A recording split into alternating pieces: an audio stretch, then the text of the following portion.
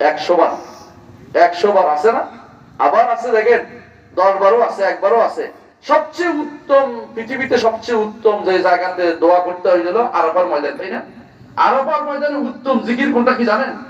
লা ইলাহা ইল্লাল্লাহু ওয়াহদাহু লা শারীকা লাহু লাহুল মুলকু ওয়া লাহুল হামদু ওয়া হুয়া আলা কুল্লি শাইইন কাদির। সবচেয়ে উত্তম জিকির কিন্তু এটা।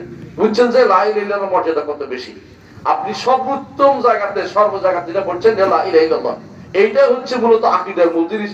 এইটাই আমরা ধারণ করতে বলি। আপনার সন্তান যদি কোনো এইটা হতে পারে, আপনি যদি কোনো এইটা ধারণ করতে পারেন, আপনি হচ্ছেন শ্রেষ্ঠ।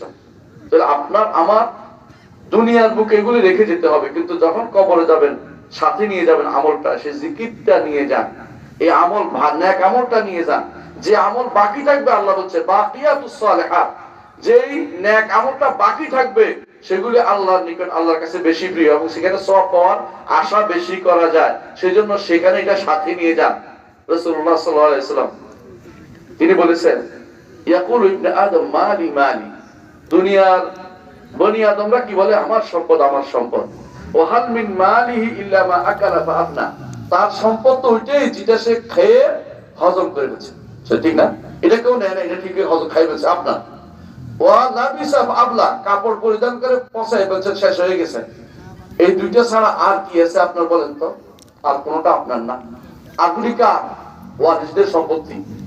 আপনি দুনিয়াতে এত কষ্ট করে যে জিনিসটা জমা করেন আপনার জন্য না। এই জন্য মুহাম্মদ রাসূলুল্লাহ সাল্লাল্লাহু আলাইহি ওয়াসাল্লাম বলেছেন, তোমাদের কাছে তোমাদের কার কাছে নিজের সম্পদের চেয়ে ওয়ারিস সম্পদ বেশি প্রিয়? সে বলছে না, আমরা নিজের সম্পদ বেশি প্রিয়। বলছে তোমার সম্পদ তো সেটা যেটা তুমি খাইয়া পুরান করে ফেলছো, খাইয়া শেষ করে ফেলছো, কাপড় পরে পুরান করে ফেলছো। আর 3 নম্বরটা হচ্ছে সদকা দিয়ে দান করে আল্লাহর হাতে তুলে দিয়েছো। রাসূলুল্লাহ সাল্লাল্লাহু আলাইহি ওয়াসাল্লাম বলেছেন, দুনিয়াতে কেউ যে একটা সদকা দেয়, আল্লাহ এটাকে নিজ হাতে গ্রহণ করে কি করে? বাড়িয়ে বাড়িয়ে বাড়িয়ে বাড়িয়ে উপত্যকা পূর্ণ করে দেয়। উপত্যকা বুঝেন কিনা? 2 পাহাড়ের মাঝখানের এলাকা পুরোটা পূর্ণ করে ফেলে, এত বড় করে ফেলে। এবং কোনো কোনো বর্ণনা আছে একটা বিশাল উট করে ফেলে, যে উটের মতো উটটা বাড়তে থাকে, বাচ্চা দিতে থাকে, এটাও এরকম বাচ্চা বড় করতে থাকে। আল্লাহ তাআলা এটা বাড়িয়ে দেন কেন? ঈমানদারদের সহযোগিতা করার জন্য। কিন্তু ঈমান নিয়ে কবরে যেতে হয় ভাই।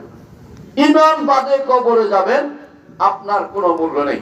ঈমান নিয়ে কবরে যাবেন, আপনার শেষ পর্যন্ত কিছু না কিছু পাওয়ার আছে। সন্তান দুনিয়ার বুকে যা করবে আপনি পাবেন, তবে ঈমান না থাকলে ওইটাও পাবেন না। হাসরের মাঠে সুপারিশ রাসূল করবেন না? করবেন, করবেন তো অনুমতি নিয়ে করবেন, কিন্তু ঈমান না থাকলে রাসূলের কোনো সুপারিশ হবে না। হাসরের মাঠে নেককাররা সুপারিশ করবে, কিন্তু ঈমান নাই, কোনো সুপারিশ